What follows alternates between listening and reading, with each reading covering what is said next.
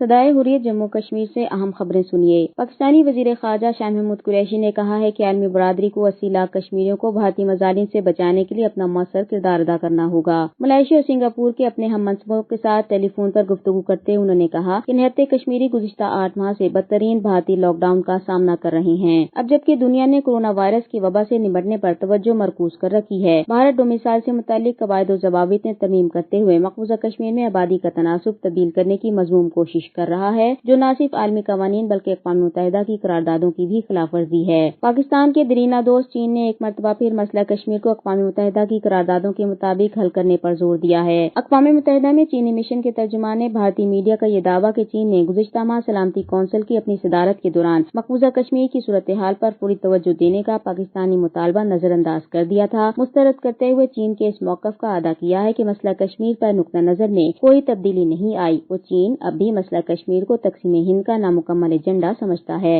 مقبوضہ کشمیر میں تحریک حریت جموں کشمیر کے چیئرمین محمد اشرف سیراہی نے اقوام متحدہ کے سیکریٹری جنرل انطونیو گوترس سے مطالبہ کیا ہے کہ وہ تنازع کشمیر کے قابل عمل حل کے لیے ایک خصوصی نمائندہ مقرر کریں۔ گلاب باغ آرام پورہ سوپور میں سفاق بھارتی فوجیوں نے گزشتہ روز تلاشی آپریشن کے دوران ایک رہائشی مکان کو بارود لگا کر تباہ کر دیا، جس میں ایک نوجوان سجاد احمد ڈار شہید ہو گیا۔ اس کی نماز جنازہ میں ہزاروں لوگوں نے شرکت کر کے بھارت کے خلاف اور آزادی کے حق میں نعرے بلند کیے ہیں۔ قصبہ بیج بہاڑا میں ایک حملے میں ایک بھارتی فوجی ہلاک ہو گیا ہے، جبکہ لروگام بانڈی پورہ میں بھارتی فوجیوں نے تلاشی کے دوران گھروں میں توڑ پھوڑ اور مکینوں پر تشدد کیا ہے۔ خبریں ختم ہوئیں۔ کسی بے دین اور جاہل انسان پر جب کوئی آفت یا مصیبت آتی ہے تو وہ کس اذیت اور بے چینی اور بدحواسی میں مبتلا ہو جاتا ہے، اس کی عملی تصویر ان دنوں بھارت کے فرقہ پرست حکمران نریندر مودی کی صورت میں دیکھی جا سکتی ہے۔ وہ یوں کہ کورونا وائرس کا بحران جب پوری دنیا کو گھیرنے لگا تو مودی نے اپنے عوام کے ساتھ تالی، تھالی، شنکھ اور ڈول بازی کے ساتھ اس کا استقبال کیا۔